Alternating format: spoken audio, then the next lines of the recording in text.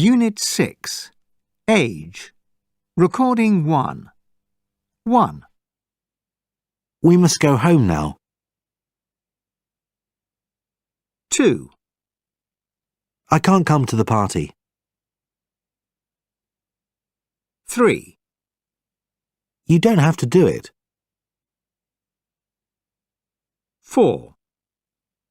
You shouldn't listen to him. 5. We're supposed to speak English. 6.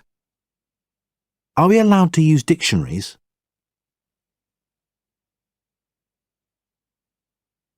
Unit 6. Recording 2. Unrealistic. Unpredictable. Illogical. Dissatisfied. Unfamiliar. Impatient. Immortal. Unwilling. Misbehave. Insecure. Misinterpret. Irrelevant. Unhealthy. Unit 6. Recording 3.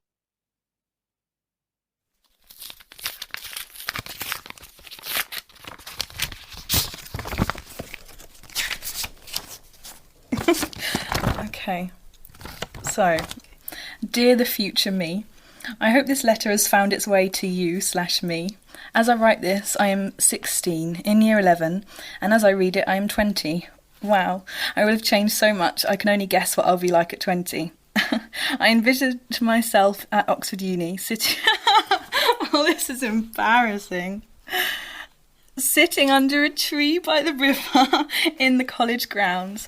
I think I'll be wearing something floaty and a bit indie, but I bet when I get this, it'll be raining.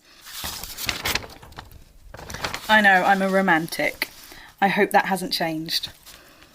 And my plans for myself in the following years are to find a man, someone good-looking, romantic and intelligent who shares my interests. Either way, I hope I'll have someone. I don't remember this. And then I think I'll have 3 children with long brown hair and green eyes. Well, I'll stop now, even though I want to write everything I can down, but I'm running out of time. I hope I'm happy, and hope this letter makes me feel good about who I was, or am, as I write this. Keep smiling, and well, I can't really say bye, but good luck for the future, and keep dreaming. Don't change too much, and be happy with who you are. I like who I am now more than any other time. Love, Laura.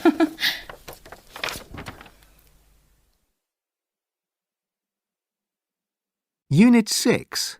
Recording 4. It all seems really shallow, looking back at and reading what I thought I'd be doing, or hoped I'd be doing. I think my 16-year-old self might have been disappointed with where I am, but because I, as my 20-year-old self, have sort of grown up and matured, I'm absolutely ecstatic with where I am, and it doesn't have to be this perfect sitting by a lake kind of image. Unit 6. Recording 5. 1. I'll have left home. 2. They won't have finished. 3. We'll be living in Spain. 4. It'll be snowing. Unit 6. Recording 6.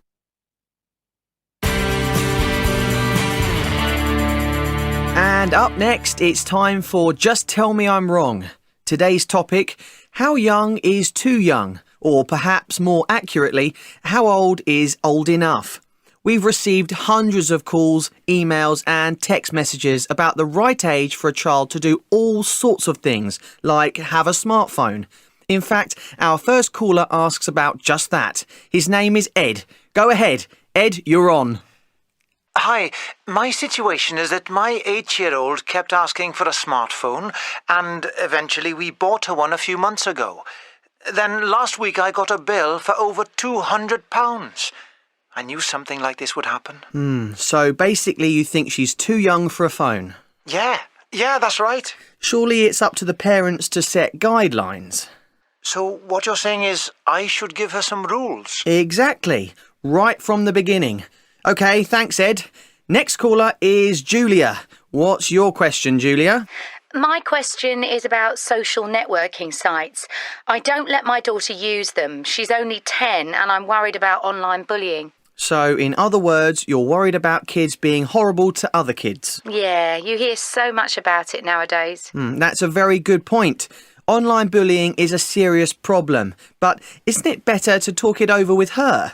I'm sure they have lessons at school about how to stay safe online. She has to learn sometime. So what you mean is I'm being overprotective? To be honest, yes. And if you try and stop her, she'll only find a way to go onto a social networking site in secret. And if she ends up in a bullying situation and you haven't prepared her, that could be much worse. Oh dear. Oh, I'm sure you're right, but it's not easy being a parent nowadays. I agree. Thanks for your question, Julia. Let's go to our next caller. Dan, you're on. Hi. My question's also about technology. It seems like that's everyone's main worry. Anyway, go ahead, Dan. Well, my son, Seth, he's 12, and up till recently he was a normal 12-year-old. You know, he used to go out with his friends, play football with me. You know, we had a great relationship. So, Dan, basically I'm guessing he doesn't want to spend so much time with you now, and you feel a little Oh, bit... no, it's not that. It's just that he spends all his time on the computer now. Surely that's just normal nowadays. It's hard to say. Sometimes, at the weekend, he spends all day in his bedroom on social networking sites or playing video games. I don't think it's right. I mean, for one thing, he never gets any exercise. Don't you think it's just a stage he's going through? I used to spend hours in my bedroom listening to music when I was that age. So, what you mean is I should just relax and let him get on with it? Yeah, he'll grow out of it. And you can't force him to go and play football if he doesn't want to. I guess not. Thanks. OK, our next caller is Zara. You're on. I was wondering how you would deal with a 13-year-old wanting to get pierced ears. 13 years old? Doesn't she simply want to be like her friends? I imagine a lot of them have pierced ears. Well, that's it. I'm not talking about a she. Oh, in other words, you're upset because your 13-year-old son wants to get his ears pierced. That's right. Ah, so it's because he's a boy rather than his age. I suppose so. Well, does he have friends who've got ears? Unit 6. Recording 7. 1. Surely it's up to the parents to set guidelines. 2. Isn't it better to talk it over with her? 3. Surely that's just normal nowadays. 4. Don't you think it's just a stage he's going through? 5. Doesn't she simply want to be like her friends? Unit 6. Recording 8. I'm going to speak against the statement employers should give preference to younger applicants when hiring. The first point I'd like to make is that selecting a person for a job on the basis of their age is unfair. It's as bad as choosing someone because of their gender or race or religion. People should be selected for a job because of their abilities and suitability and not because they are a certain age. For example, if a 60-year-old person is able, physically and mentally, to do a job, they should be judged on the same basis as a 30-year-old. I would like to speak in favour of the statement. I would like to start off by saying that I fully support equal opportunities for people applying for a job. However, I would like to pick up on the point made by Sarah when she said if a person is able physically and mentally to do a job. I think we need to be realistic here. As people age, this can affect their energy, their ability to react quickly, and their memory.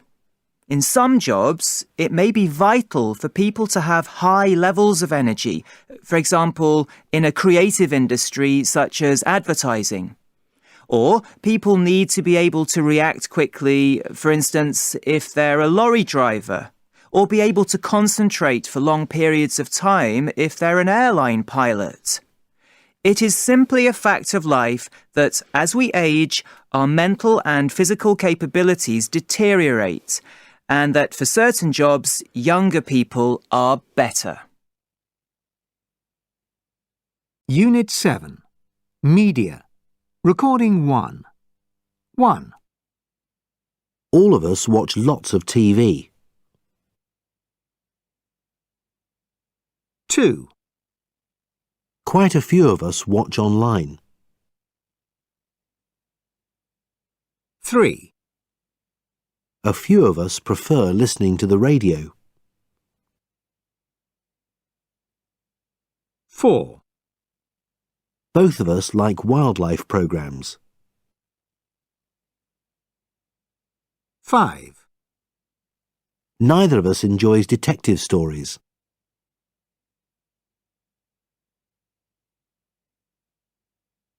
Unit 7. Recording 2.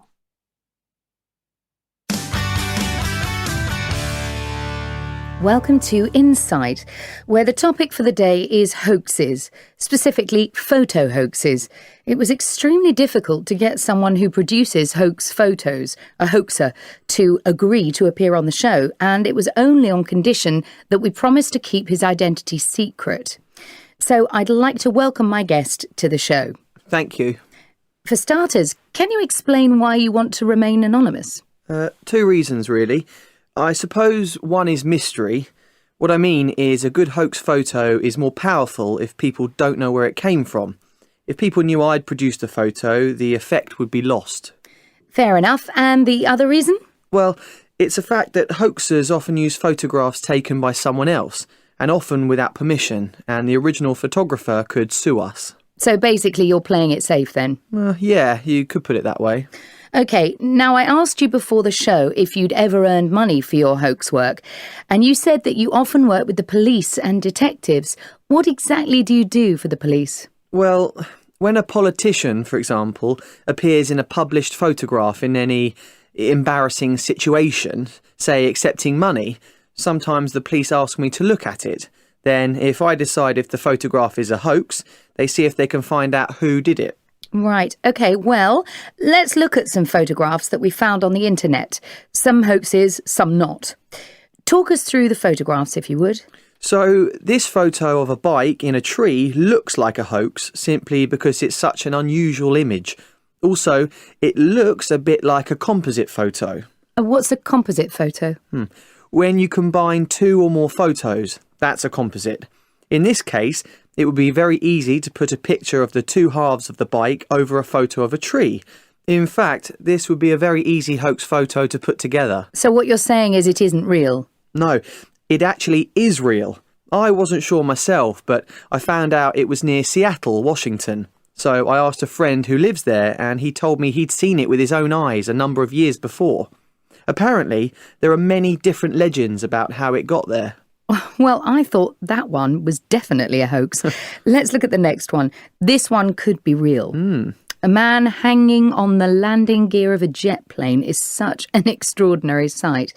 Maybe that's why it looks a bit fake. Well, even if you'd never seen such a thing, common sense would tell you that a man couldn't survive even the landing.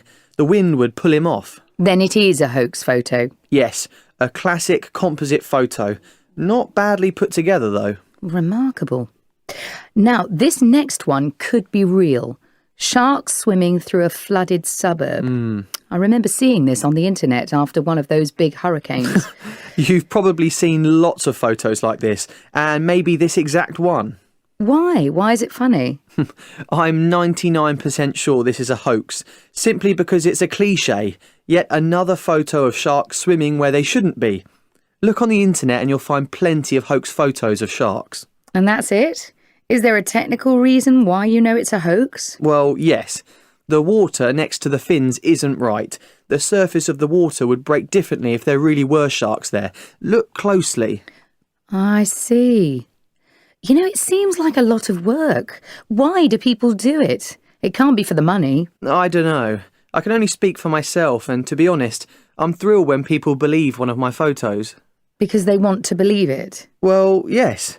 Maybe we all like to believe something really unusual could be true. Unit 7. Recording 3. Stress on the first syllable. Promise. Threaten. Offer. Warn. Tell. Stress on the second syllable. Deny. Admit. Suggest. Apologize. Accuse. Refuse. Agree. Persuade. Invite. Advise. Remind. Unit 7. Recording 4. Conversation 1. Wow. What's that? It's this story. Listen to this. A woman used a wooden soup ladle to save her husband from attack by a tiger. What? A ladle? Well, her husband was being attacked by a tiger. Where was this? In Malaysia. Apparently, her husband had just gone into the forest. She saw the tiger attack him and grabbed the first thing she could find, which was a wooden soup ladle. And she just charged at the animal, yelling at the top of her voice and bashing its head. And it didn't attack her? No. The amazing thing is that the tiger ran off. Wow, there's no way I'd do that. Not even for me. Not even for you. You're the one who's always telling me to stop. Stop what? Stop helping people so much. I didn't mean to stop helping me. Conversation 2. Hey, Mike, did you buy a lottery ticket? No, why? Well, you want to be careful. It says here that some store clerks are taking the winnings. You know, when customers take in a winning ticket and they have to check it in the store. Yeah? Well, these guys have been telling customers that they didn't win, and then they take the winning tickets for themselves. That's so wrong. Suppose it was like a big amount. One of the tickets was for $1,000. That's totally outrageous. Yeah, exactly. So how did they find out? The police did some undercover investigations at convenience stores. And yeah, one of them was for $1,000, and the other one was... maybe we won something. In your dreams. You don't buy lottery tickets anyway. Oh, that's true. But it's weird that the customers didn't notice, isn't it? That's more surprising than the actual theft. Yeah. I do think they should do something about it. Who? The lottery companies. They are doing something about it. They're going to install machines so you can check your own numbers. That is a good idea. Conversation 3. Oh, that's extraordinary. What is? This story about the baby in China. What happened? It's about a baby, and apparently it climbed out onto a window ledge on the second floor. There's a video. Look, you can see these people underneath just holding out their arms because they know it's going to fall. And there are some people putting cardboard down to try and break the fall. Wow. Let me see. Wow, look at that man. How on earth did he catch it? Just human instinct, that's what one man said. What a catch. That's such an amazing thing. It's lucky the men noticed the baby. Yeah. I suppose they saw some movement. Or maybe they heard something. What's that? The woman's bringing something. It's hard to say, but it looks like a cushion. Yeah, it could be a sofa cushion. I guess they thought the baby might fall on it. That must be the luckiest baby alive. Absolutely incredible. Let me see again. Unit 7. Recording 5. 1, The amazing thing is that the tiger ran off. 2, Wow, there's no way I'd do that. 3, You're the one who's always telling me to stop. 4, That is so wrong. 5, That's totally outrageous. 6, I do think they should do something about it. 7, That is a good idea. 8, How on earth did he catch it? 9, That's such an amazing thing. 10. Absolutely incredible. Unit 7. Recording 6.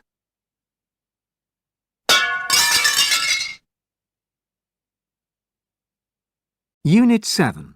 Recording 7. 1,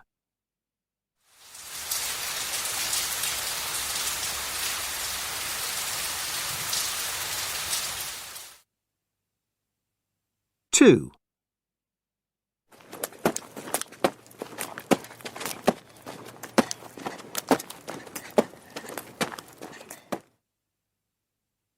3,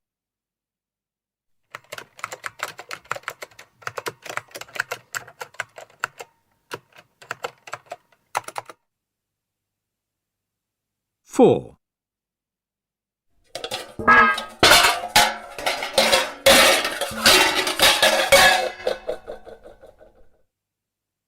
5,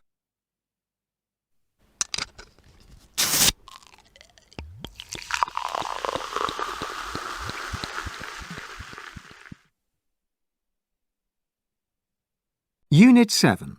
Recording 8. Did you hear the story in the news about this guy that swapped a paperclip for a house? No. It sounds a bit out there, but apparently what happened was he was at his desk looking for a job or phoning up about jobs. Yeah. And he saw a paperclip on his desk and he thought, I wonder what I can do with this paperclip, whether I can swap it for something. Oh. Anyway, so he got onto the internet and he made this website. I think it's called theredpaperclip.com.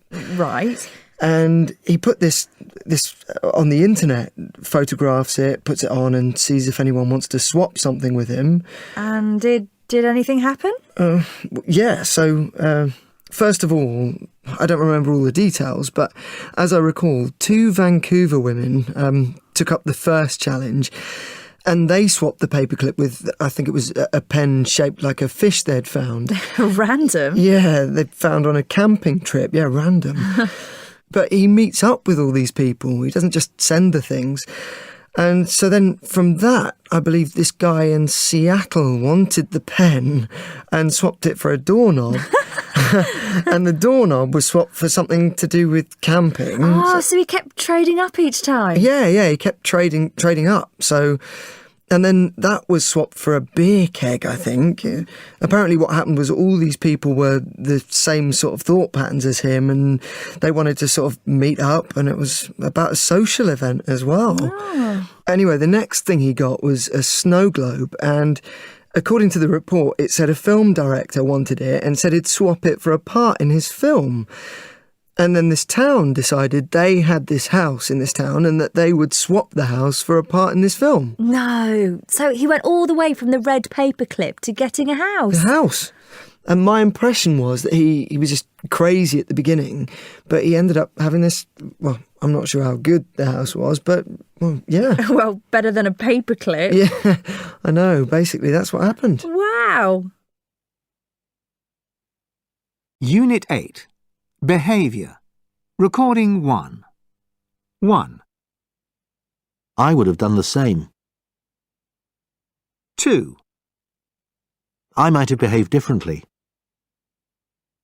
3, I wouldn't have been so brave.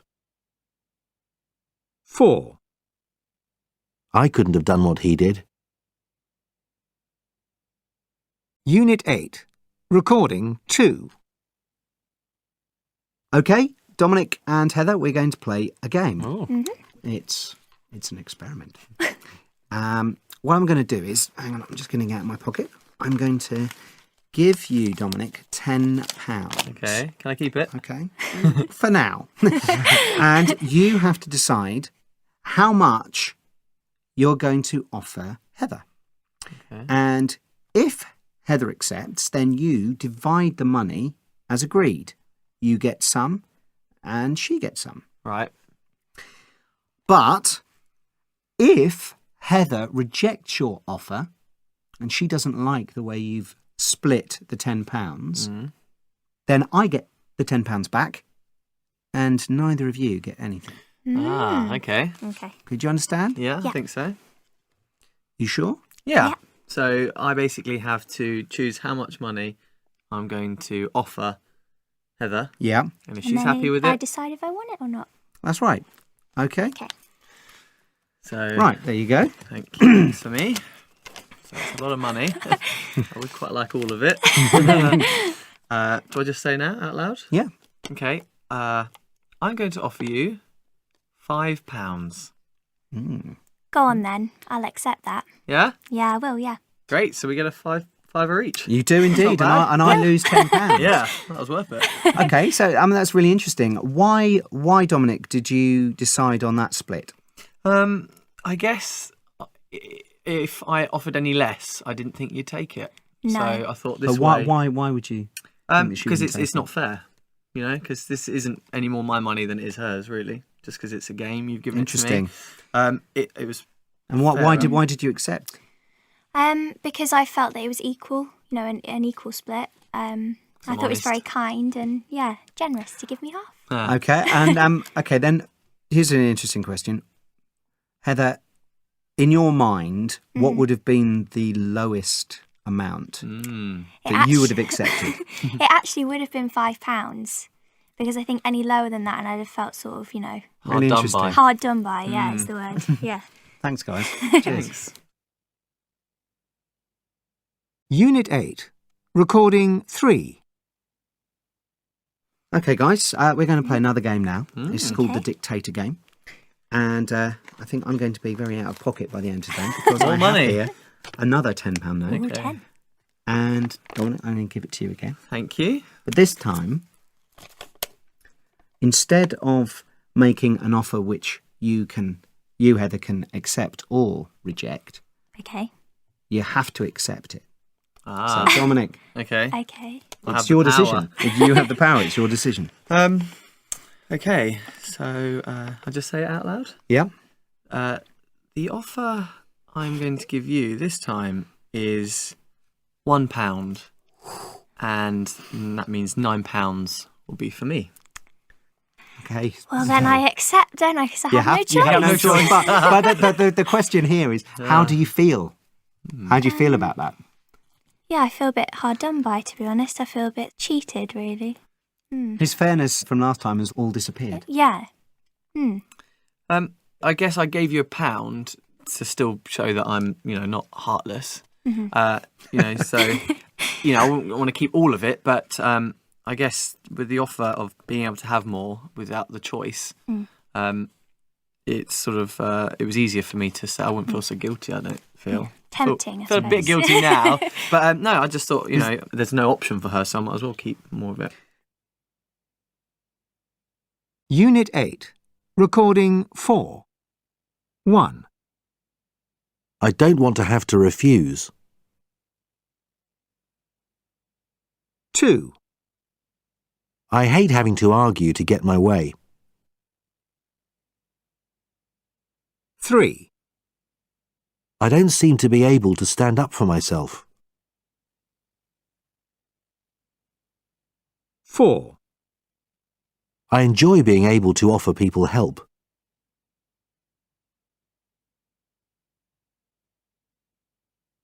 Unit 8.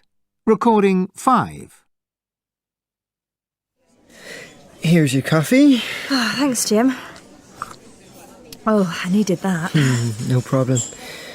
Hey, Liz, there's something I've been meaning to talk to you about. Oh, yeah? It's just that, well, you borrowed some money from me last week. Oh, right. It was €10, wasn't it? I don't actually have that on me at the moment. It's not that. I hope you don't take this the wrong way, but... Right. It's just that this isn't the first time I've lent you money and, well, you haven't paid it back. I mean, I know it's not a lot, just small amounts each time, but it kind of adds up quite quickly. I don't know, do you know what I mean? Yeah, sorry, I didn't realise. I know I'm terrible with money. I just forget. Look, I promise I'll give it back. But could you wait a week until I get paid? Well, actually, you've said that once before. I don't want you to get the wrong idea, but it, never happened. And it makes things slightly awkward. I mean, it makes me feel just a bit annoyed. You see where I'm coming from? Oh, yeah, I suppose so. Look, I've got a suggestion. I'd feel better if we could work out how much is owed, and then you could pay me back a little each week, however much you can afford. How does that sound? Yeah, that sounds reasonable. Okay, great. So, well, why don't we start? Unit 8. Recording 6. 1. There's something I've been meaning to talk to you about. 2. I hope you don't take this the wrong way, but... 3. I don't want you to get the wrong idea, but... Unit 8. Recording 7. 1. It's not that, I hope you don't take this the wrong way, but... Right. It's just that this isn't the first time I've lent you money and, well, you haven't paid it back. I mean, I know it's not a lot, just small amounts each time, but it kind of adds up quite quickly. I don't know, do you know what I mean? 2. Well, actually, you've said that once before. I don't want you to get the wrong idea, but it, never happened. And it makes things slightly awkward. I mean, it makes me feel just a bit annoyed. Do you see where I'm coming from? Unit 8. Recording 8. Okay, here are some things that I think would be useful if you're visiting the States, especially if you're coming here to do business. So, first of all, with names. When you first meet someone, it's considered good manners to use a title along with their surname, like Mr. Smith or Ms. Jones and so on. But the funny thing is that, in fact, people will, in most cases, want to use first names, be on a first-name basis, like, hey, call me Bob, and all that. That might not be comfortable for you, but in fact, if you stick to a more formal Mr. Smith sort of thing, it's not going to be comfortable for them. I also think that once they know your name, you'll find people use it a lot, so they'll say it periodically in a conversation. If you're not used to it, it can seem strange at first. Now, with meeting people for the first time, it's pretty normal for people to shake hands, or at least guys do. Women usually do, certainly in business, but not always. On the whole, Americans tend to avoid greetings that involve hugging and other close physical contact, except with family members and friends. Having said that, don't be surprised if someone gives you a hug the first time you meet them, either as a hello or a goodbye. You sort of have to keep your eyes open and try to anticipate what they'll do. When people sit down, like in a meeting, people like to get comfortable, so people cross their legs with one ankle on the other knee. I know this is rude in some countries, but it's normal here. That reminds me, if you're chatting with someone in an office standing up, they might sit on a desk, which I know is a big no-no in places like Japan. Other gestures? Well, if an American wants to show agreement, they'll sometimes give the thumbs up sign, or they'll make a circle out of their thumb and index finger. Don't be offended if in your culture this isn't polite. It just means A-OK in the States. Last of all, timing. Punctuality is very important for business occasions, and it's unacceptable to be late. And if you are late, it will be appreciated if you let your contact know if you're going to be late. It's the same for social occasions. You need to arrive on time. Of course, having said all this, it's important to remember that the United States is huge, and there's a lot of variety in what's acceptable in different places. Anyway, I hope this advice helps. Unit 9. Trouble. Recording 1. 1. I remembered to lock up. 2. Sorry, I forgot to bring it. 3. We stopped to have something to eat. 4. I tried to phone you, but you weren't answering. 5. We regret to inform you that the train is delayed by approximately half an hour. Unit 9. Recording 2. Conversation 1. So what happened was, I was sitting in a cafe and this young couple, they looked like tourists, asked me to take a photo of them. And I took their photo and they thanked me and left. And then I looked at my seat and realised my handbag had gone, with my mobile, wallet, credit card, keys, everything. No, what did you do? Well, there was a guy on the next table and he saw I was really upset, and I explained about the bag and he asked me which bank I was with.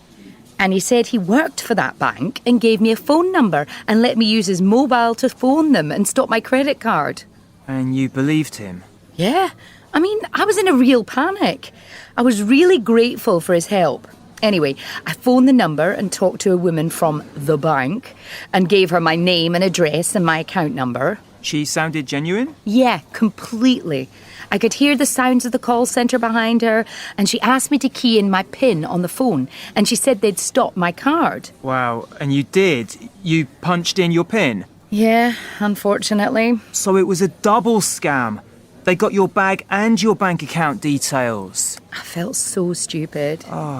So who actually took your bag? Well, it can't have been the young couple because I was looking at them all the time I was taking the photo. Their job was just to distract me, so it must have been stolen when I was taking the photo. Was it the guy at the next table then? The fake banker? I think so. He must have taken my bag when I wasn't looking. Then he could have hidden it in his case, or maybe he gave it to another member of the gang. And then he gave you a fake phone number to call the bank. Yeah, and they probably used a recording of a call centre so that it sounded like the real bank. Conversation 2. I was badly tricked a few years ago when I was working in a jewellery shop. You never told me about that. What happened? Well, this woman came in and was looking at necklaces. She was young, attractive, well-dressed, and then a guy came in shortly afterwards and he was just looking around. But then the woman went to pay for a very expensive necklace that she'd picked out, and when she was counting out the money onto the counter, the guy grabbed her, flashed his police ID and said he was arresting her for paying with counterfeit money. Fake money? Wow. So he took the cash and the necklace as evidence, wrote down his contact details, and promised me he'd bring the necklace back by the end of the day. I didn't suspect anything. Then he took the woman away, presumably to book her at the police station. And he didn't come back? No. And stupid me, I didn't even begin to suspect anything until it was closing time. So then I phoned the police, and they had no idea what I was talking about. That was it. End of story.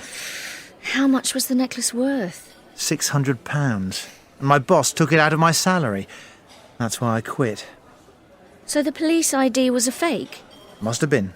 I just didn't check it. Wait a second. Was the woman a real customer? No, the woman must have been working with the guy.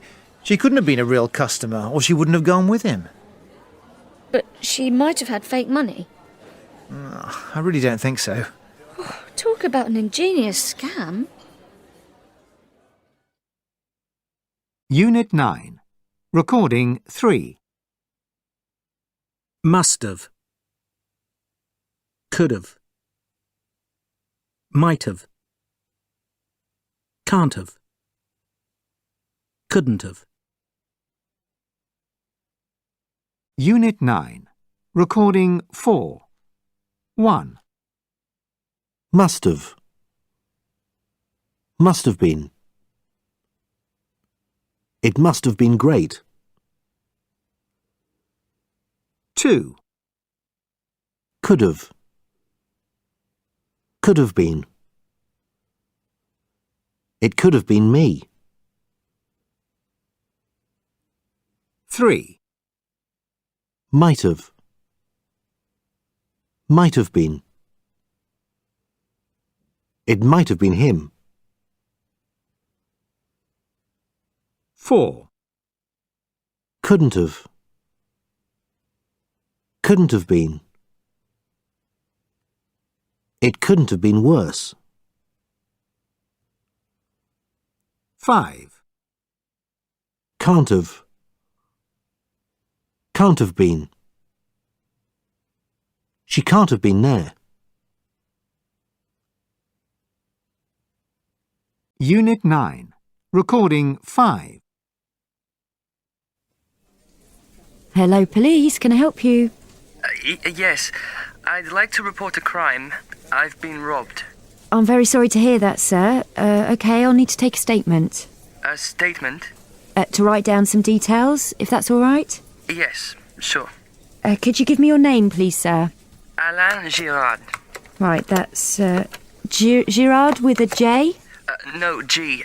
And it's Alain spelt A-L-A-I-N. Right, Mr. Girard. Could you tell me exactly when the incident happened? Just now, about an hour ago. Could you be more precise? Excuse me? Could you give me the exact time? I think at 2:50 or 2:55. That's about 2:50 on the 7th of June. And where did it happen? Park Avenue. Can you pinpoint the exact location? Pinpoint? Tell me exactly where.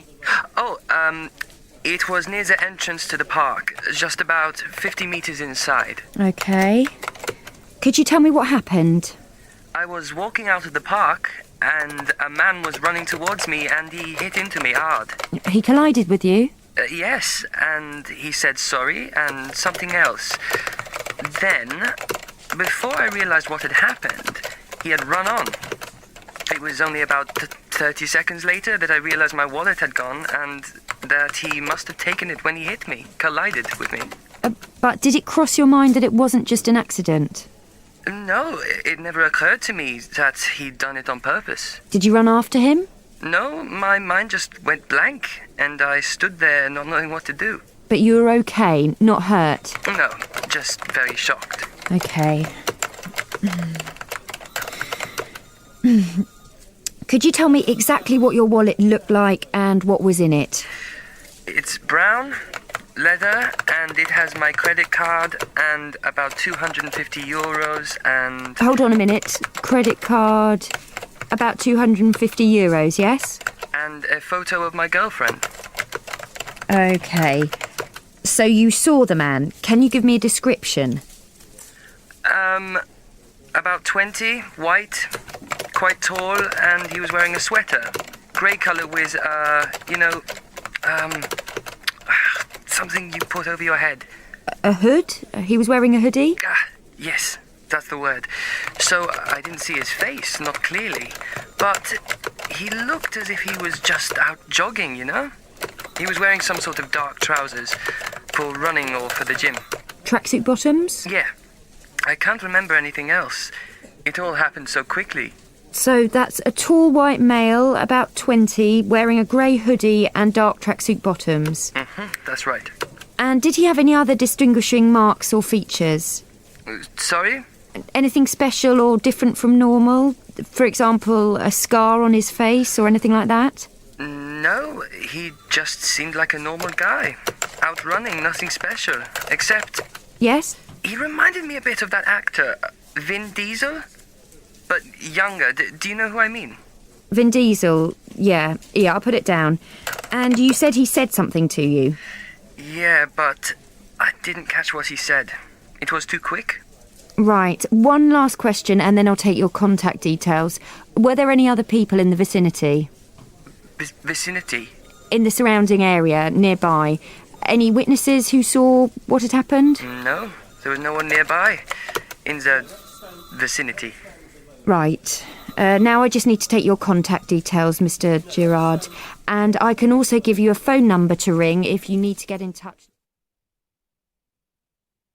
Unit 9. Recording 6. 1. Before I realised what had happened, he had run on. 2. It was only about 30 seconds later that I realised my wallet had gone. 3. But did it cross your mind that it wasn't just an accident? 4. It never occurred to me that he'd done it on purpose. 5. My mind just went blank. 6. He looked as if he was just out jogging. 7. It all happened so quickly. 8. He just seemed like a normal guy. 9. He reminded me a bit of that actor. 10. I didn't catch what he said. It was too quick. Unit 9. Recording 7. 1. I'll need to take a statement. A statement? To write down some details, if that's all right. 2. And he hit into me hard. He collided with you? 3. And he was wearing a sweater. Grey colour with, something you put over your head. A hood? He was wearing a hoodie? 4. And he was wearing some sort of dark trousers for running or for the gym. Tracksuit bottoms? 5. Were there any other people in the vicinity? Vicinity? In the surrounding area, nearby? Unit 9. Recording 8. So we really need to decide then what it is we get rid of and what is absolutely essential to keep on the life raft. I think that's probably the most important thing, isn't it? Well, I'm sure it's easy to get rid of a few things, isn't it? Like what? Well, I'm not sure about the lighter. I mean, we can't really start a fire on a raft, can we? No. I suppose it depends on what the life raft is made out of, doesn't it? Well, yeah, but it's not exactly top priority to be able to cook a hot meal, you know, when you really just need to survive. So, no lighter. Okay. OK, so what do you think is important? I'd see that a blanket is essential. Interesting choice. Well, what for? Well, you can use it for a lot of different things. To keep you warm, obviously, but you can use a blanket as a towel if you get wet. If you fall in the water? For example. And a blanket can protect you from the sun. That hadn't occurred to me. OK, I'm convinced. So, what else? Well, I can't see the point of taking the hand mirror, can you? Well, actually, I can, because if you think about... Unit 10. Culture. Recording 1. So come on then, favourite movie of all time? I would have to say, because I love action films, that it would be Speed. Have you ever seen that? Speed. Yeah, it's with Keanu Reeves and Sandra Bullock. Oh, I like her. She's very good, isn't she? So yeah, I just love any kind of action film. And I remember watching it when I was really young and watching it with my dad.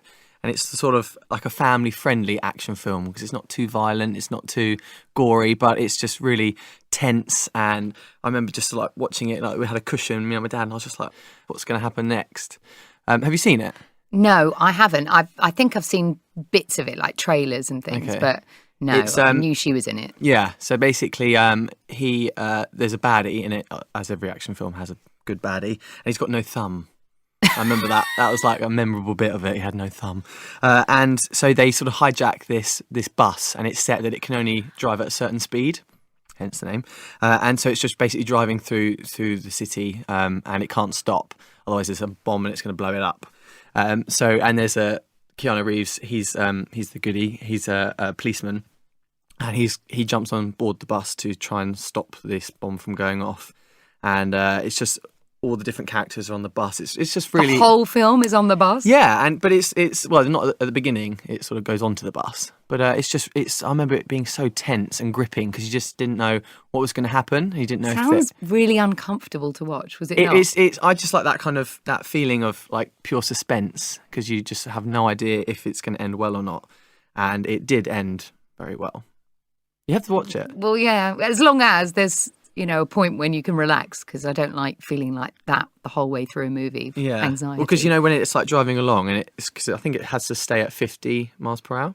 And so, like, if there's driving along a motorway and it's there's traffic and stuff, they have to change the route and things. So you just don't know where it's going to go. And then they get to a bridge that hasn't finished being built. So you're not sure how they're going to get over the bridge and stuff like that. So there's lots of moments where you just think, I have no clue what's going to happen. Good stunts? Very good.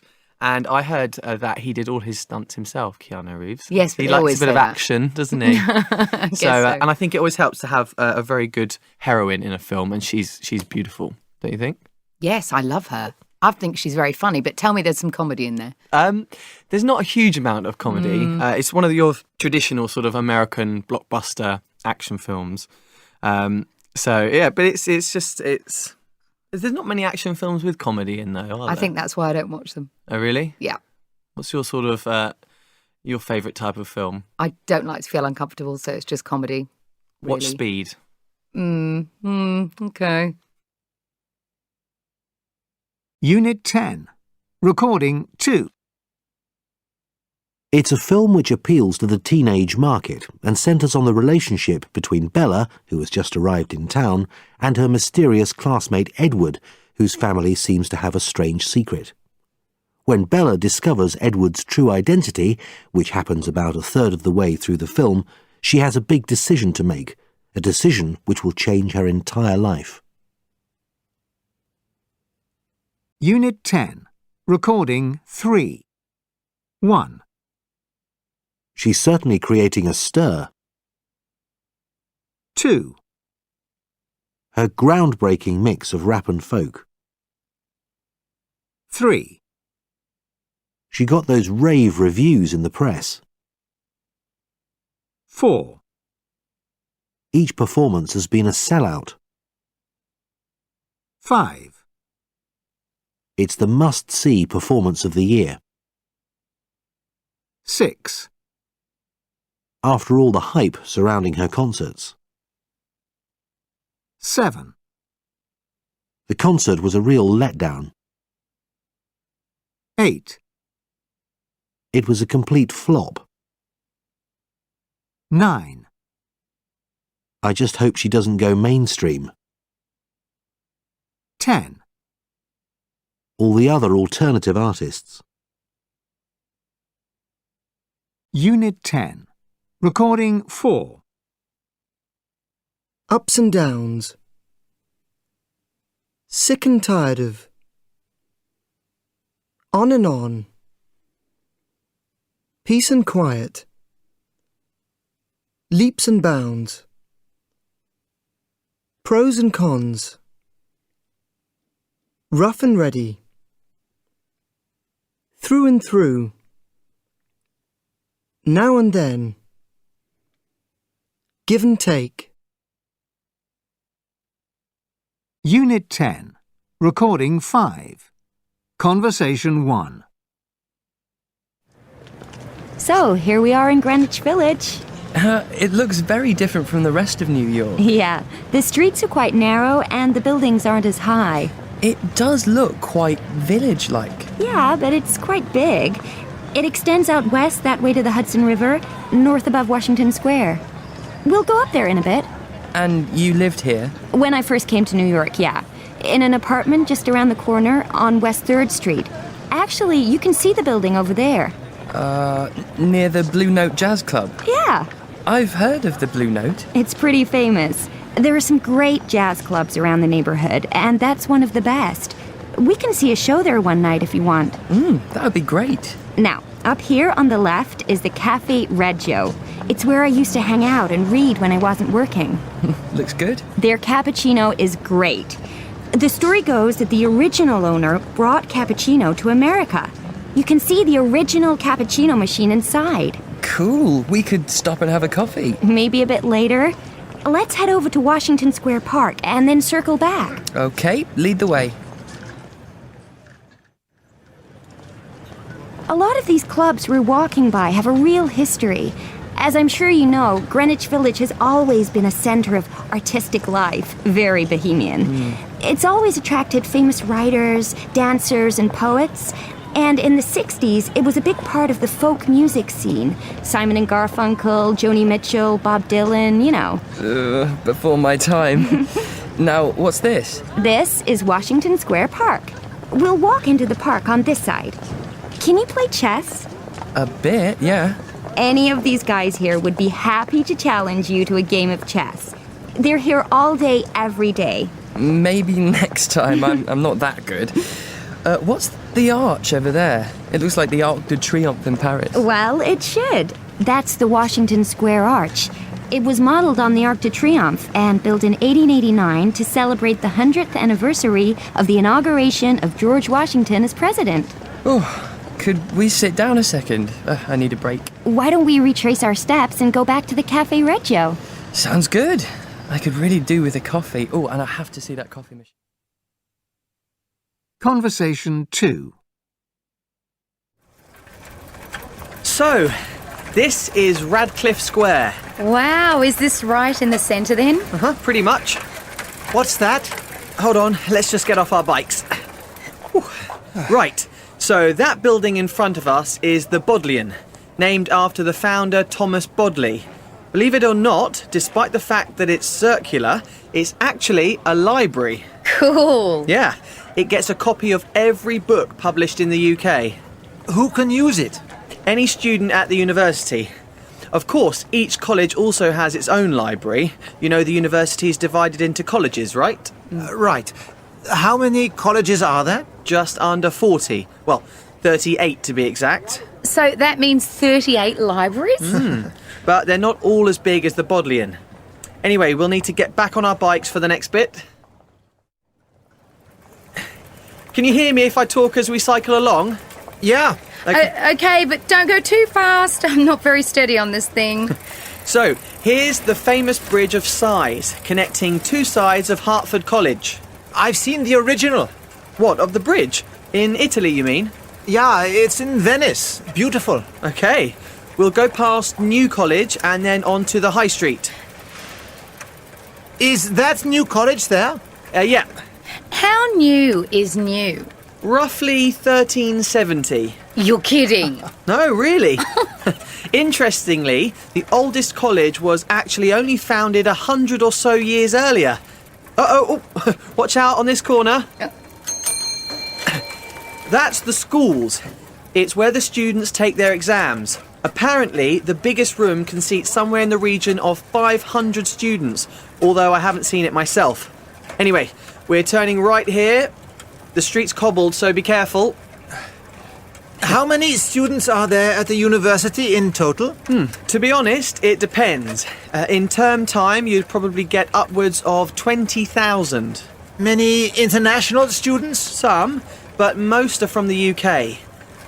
We'll finish by cycling down this way to Christ Church. We can actually go inside if we're quick. It's well worth a visit. Christ Church is another college? Yeah, the biggest and probably the most famous. Have you seen any of the Harry Potter films? No. I have. Well, you'll recognise the Great Hall. It's where they have the feasts in Hogwarts School. You know the bit when Harry and his... Unit 10. Recording 6. 1. Interestingly, the statue disappeared at the time of his death. 2. The story goes he threw it in the lake. 3. Apparently, it was made of gold. 4. Surprisingly, no one has ever tried to find it. Unit 10. Recording 7. 1. It's roughly 1,500 metres in length. 2. There are upwards of 35 corridors. 3. It's just under 1,200 metres above sea level. 4. It's somewhere in the region of 715 kilometres. 5. It's 2 metres or so at its thickest point, and then it narrows. 6. You get approximately 370 to the euro. Unit 10. Recording 8. Right, well, we have our shortlist for the new feature that we're going to put into the town centre. Which one gets your vote, Tim? I'm really in favour of the state-of-the-art multiplex cinema. I think that it would be most useful and beneficial for the community. I think it would be used a great deal. I think it would bring jobs to the area, and I think it would provide entertainment and activities for young people. The only thing that would concern me, though, is that that's going to be very, very expensive. Mm-hmm. I mean, I personally would prefer the botanical garden. Oh. Because I think that that will satisfy the needs of many different age groups. I think it would be very good for wheelchairs, for blind people, for people with disabilities. There would be areas that would be excellent for young people, lots of learning opportunities in the education centre. And we know from past experience that the older age group certainly enjoy gardens. The only thing that would concern me on that is that you mentioned youth, but I don't think that you're going to get as many young people involved in a botanical garden. I think if it was interactive, then it would be, but just as a thing that was showing, I'm not so sure. Well, I don't want to harp on about costs again, but we have to consider the maintenance of this botanical garden. There are very high maintenance costs involved. So, Nigel, what would you prefer? My vote would go to the theatre workshop space for young people. And I know we said we don't want to discriminate against we don't want to leave out certain members of our society, but I think we've got a problem in this town about kids getting bored, hanging around on street corners. They need something to do. And a theatre workshop space is going to get them, it's going to give them a routine, it's going to give them a motivation. And then when they do their shows, they're bringing along their grandparents, their parents. I feel it's very inclusive. Can you see the older generation wanting it, liking it?